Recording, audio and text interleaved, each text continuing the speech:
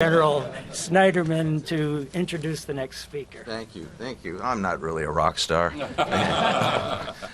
Thank you, Bill. It's always a pleasure to have someone here from a state whose U.S. Senator's from Brooklyn. And doing pretty well for himself.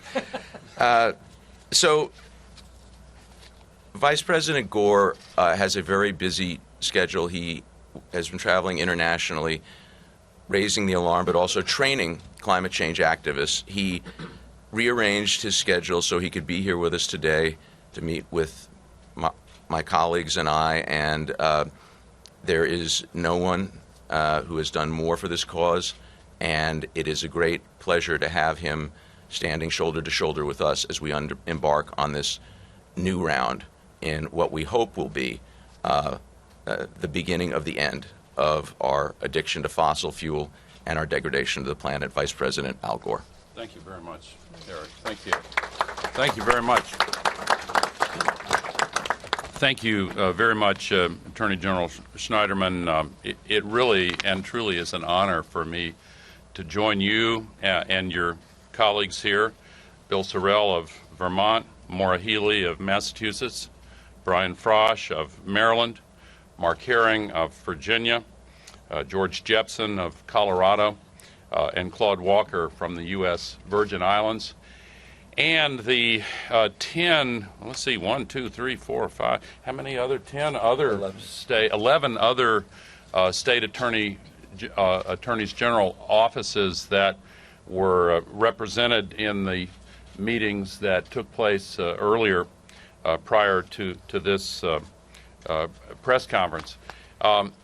I really believe that years from now, this convening by Attorney General Eric Schneiderman and his colleagues here today may well be looked back upon as a real turning point in the effort to hold to account those commercial interests that have been, according to the best available evidence, deceiving the American people, communicating in a fraudulent way, both about the reality of the climate crisis and the dangers it poses to all of us, and committing fraud in their communications about the viability of renewable energy and efficiency and energy storage that together are posing this great competitive challenge to the long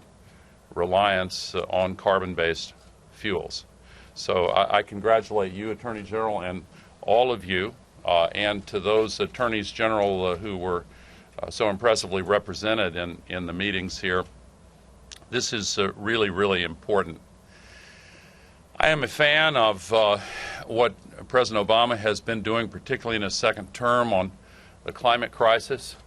But it's important to recognize that in the federal system, the Congress has been sharply constraining the ability of the executive branch to fully perform its obligations under the Constitution to protect the American people against the kind of fraud that the evidence suggests is being committed by several of the fossil fuel companies, electric utilities burning coal, and the like.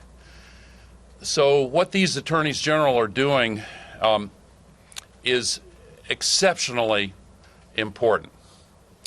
I remember very well, and I'm not going to dwell on this analogy, but I remember very well from my days in the House and Senate and the White House, the long struggle against the fraudulent activities of the tobacco companies, trying to keep Americans addicted to the deadly habit of smoking cigarettes and committing fraud to try to constantly hook each new generation of children to replenish their stock of customers who were dying off from smoking-related diseases. And it was a combined effort of the executive branch